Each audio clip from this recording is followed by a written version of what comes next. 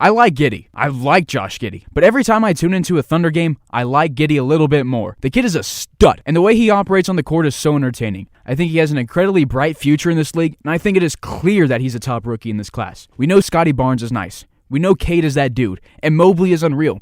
But not enough people are talking about the Australian Troy Bolton. He is doing things on the court that a 19-year-old should not be able to do.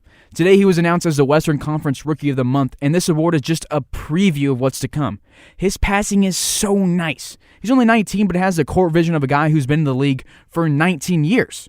He's leading the entire rookie class in assists, and that's not particularly a tight race in that stat category.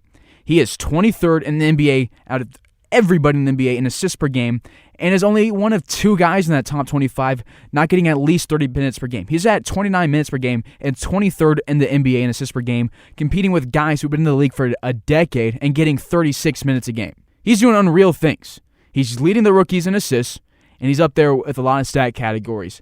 I think it's pretty easy to say this dude's elite among this rookie class. He's got an amazingly bright future. There's going to be talks of him for Rookie of the Year. I don't think it's unwarranted. I think this dude is special, and I really like what I'm seeing from Josh Giddey. I want you to clarify. Are you saying that he's the top rookie right now or one of the top rookies right now? He's among the best. Among the best, but are you putting above any of those? I'd put him above maybe 1 or 2 of those guys. I'm not saying he's the unanimous best right now because I think that we can't say that right now, but I would say he's a top 3 rookie. See, I have him 4. I have all 3 of those guys ahead of him. Giddey is really, really good. I'm a really big fan of what he does. He is really fun to watch. But you talk about his assists and everything like that, but his efficiency on scoring the basketball isn't probably where it needs to be better than Mobley or Barnes or Cunningham. He shoots 39% from the field, which isn't very good, and he shoots 26% from the three-point line, which really isn't good at all. His defense is, it's okay. It's so-so. But, he's still a negative 7.3 on average and plus minus when he's on the court. And I know he's on the Thunder. He's on a tanking Thunder team. But all those 3 guys that you mentioned, there's only one that's on a winning team, and that's Evan Mobley. And they're 1 game above 500. Cade's on a bad team. His plus minus isn't that bad. Scotty Barnes is on a bad team. His plus minus isn't that bad. So it's just, I'm really high on Giddey, but Rookie of the Year race really comes down to 3 guys. You only get a vote on 3 guys. There's a first, second, third. That's how most awards go. And I don't see him cracking that top 3 right now. See, I really like him because one thing, and this argument doesn't have to be about is he the Rookie of the Year. It's about is he a top 3 rookie in this class? And I think there's something that has to be in consideration is that he's over a year younger than the 3 other guys. Those other guys graduated high school, spent a year in college, and now are in the NBA. Josh Giddey didn't go to college. He was in the Australian League and then came here. He just turned 19, and Cade, Scotty, and Evan Mobley have been 20 for a little bit. Giddey's a young guy, and so it's hard to judge what he's doing this year against guys who are doing the same thing in the same rookie class this year, because you can make an argument that you should be comparing Giddey's next year to this year for those guys, but I think that year can make a big difference because we see how much guys can progress. NCAA is great for progressing players, and there's always a big jump between college and NBA, and then even rookie to sophomore year in the NBA. Josh Giddey is young.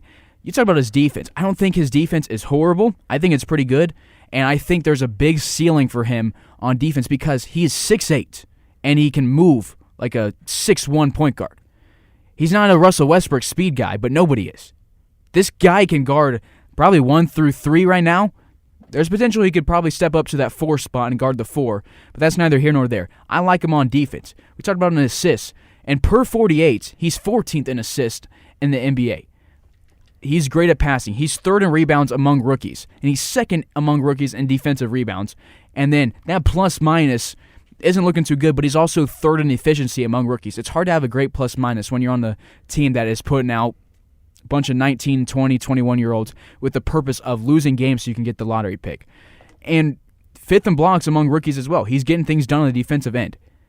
And above all, Josh Giddey is just fun to watch. You watch these highlights of him. The way he's passing, the way he sees stuff on the court, it's entertaining. And you combine that with Shai Gilgeous-Alexander, once they have a couple years of playing with each other and have that 2-year chemistry, and know each other, what the other person's thinking, it's going to be like the Lake Show in the 80s, man. It's going to be mad entertaining to watch these two dudes do what they do. See, you talked about the experience and how he's only 19 and things of that nature, but I feel like professional experience values way more than age does. Like, it's just more valuable. Experience matters more than age, in my opinion. And I don't think Giddey touches Mobley or Scotty Barnes. I don't think he touches either one of them if you're talking about making the top 3. So then it comes down to, is he better than Cade? And right now, Cade, obviously, he was hurt at the beginning of the year. He had that ankle. I think it was his right foot or ankle. It kept him out of preseason. I think he did it in training camp, so it kept him out a little bit there. But he's 4 games behind Giddey, if I remember. 3 to 4 games behind Giddey on games played. But he's averaging 13.8 points to Giddey's 10.4. He's actually shooting worse than Giddey from the field, but he's shooting 3 times more a game as well. He's shooting better than Giddey from deep. And then his rebounds at 6.6, which is 4th behind Giddey in the rookies. And his assist is 2nd at 4.6. His steals are 1.3. His blocks are 0.6. But my thing with Giddey is Giddey's surprising us. Like, I think this is going to be a consistent thing for Giddey all year long. Meanwhile, I think Cade's still on the low side of what his production is going to be at by the end of the year. So, I mean, at the end of the year, if we're going to go with the top 3, I'm taking Mobley, Barnes, I'm taking Cunningham, just because I think there's more that Cunningham has to show than Giddey does going into the rest of the season. And I'm not taking that as a knock on Giddey. We knew this rookie class was deep. We knew this rookie class had a lot of talent. That's why people were so hyped up about this last draft, because there was a lot of guys that are very talented. You look, even at the Thunder, you got Trey Mann late in the first round and then JRE in the second round. Those are 3 very talented rookies spaced out over the course of 32 picks.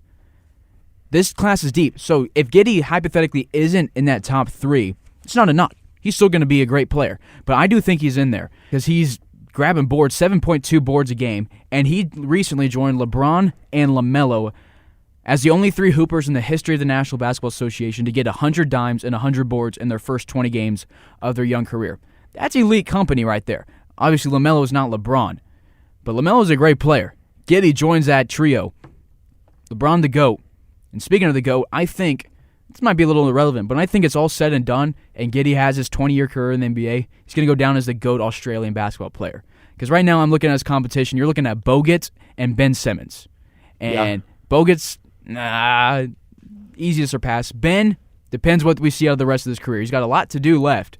But I think Giddey could go down as the GOAT for Australia. Okay, well, technically, if I'm not mistaken. Are you going for Kyrie? There's Kyrie, but then... Kyrie, I'm going to go off of guys who have suited up in an Australian basketball uniform in international play. Okay, if we're going to go with that, do we count international play as well? What do you mean? I mean that Carmelo Anthony is one of the best USA basketball players in the Olympics. But I'm talking about NBA success. I know I'm not talking Patty Mills. I'm talking about that's exactly what I was about to say. I'm talking success in the NBA for an Australian. Yeah. He has that potential. He's that unique of a player. I could see it happening. I really like his game. I don't have him above the 3 that I mentioned, but I think he's close with Cunningham right now, but I'm still going to give Cunningham the edge. That's fair. I just think maybe right now he might be outside the top 3. I do think he's in that top 3, but I think in 10 years, I think he surpasses Barnes. I think he's got a really high ceiling. I think he has a higher ceiling than Scotty Barnes does, and I think he has the most untapped potential of these 4 guys that we've talked about. Mobley's showing out, and Cade's obviously great, but I think there's a lot of gap between how good Mobley is right now and how good he can be in even 5 years. Not that he's bad right now. He's Rookie of the Month. He's great. I'm a Giddey guy. But I think there's a lot of room to grow for Josh Giddey, and I'm excited to see what happens with him. Right now he's sitting at 10.4 points per game, 7.2 rebounds, and 5.8 assists per game. He's doing numbers on a team that it's hard to put numbers with. I like what he's seeing, and I'm really pleased with the Sam Presti selection to go for Giddey in a time when not a lot of Thunder fans wanted the Australian Troy Bolton.